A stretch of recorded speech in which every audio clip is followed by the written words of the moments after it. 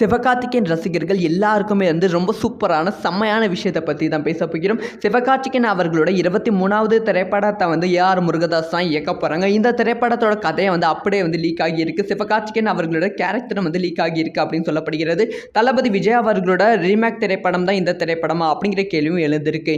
இதை பற்றி டீட்டெயிலாக தான் பேச போகிறோம். அதாவது இந்த திரைப்படத்தை முருகதாஸ் தான் இயக்குறாங்க. இந்த திரைப்படத்துக்கு ரசிகர் மத்தியில் பெரும் எதிர்பார்ப்பு இருக்குது. ஏன்னா ஏஆர் முருகதாஸுக்கு தொடர்ந்து 2 திரைப்படங்கள் தோல்வி திரைப்படங்கள் அமைந்து விட்டதால் இந்த திரைப்படம் ஒரு மிகப்பெரிய வெற்றி திரைப்படமாக அமைய வேண்டும். ஒரு கம்பேக் திரைப்படம் முருகதாஸ் கொடுக்க வேண்டும் அப்படின்னு சொல்லி ரசிகர்கள் வெயிட் பண்ணி கொண்டு இருக்கிறார்கள்.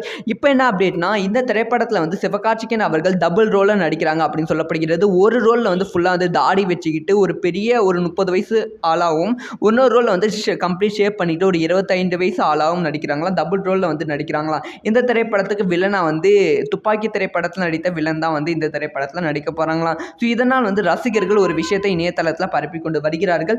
ஏஆர் முருகதாஸ் அவர்கள் கத்தி திரைப்படத்தை தான் மீண்டும் சிவகார்த்திகேயனை வச்சு எடுக்கிறாங்களோ அப்படிங்கிற விஷயத்தை கலாய்த்து கொண்டு வருகிறார்கள். தளபதி படத்தை மீண்டும் சிவகார்த்திகேயன் வச்சு எடுக்கிறீங்களா, சிவகார்த்திகேயன் தளபதியால தான் வளர போறீங்களா அப்படின்னு சொல்லி கேட்டுக்கொண்டும் வருகிறார்கள். ஸோ இதை பத்தி யாரெல்லாம் வெயிட் பண்றீங்க, யாரெல்லாம் சிவகார்த்திகேயன் அவர்களோட இந்த திரைப்படத்துக்கு வெயிட் பண்றீங்க அப்படிங்கிற விஷயத்தையும் மறக்காம கமெண்ட் பண்ணுங்க.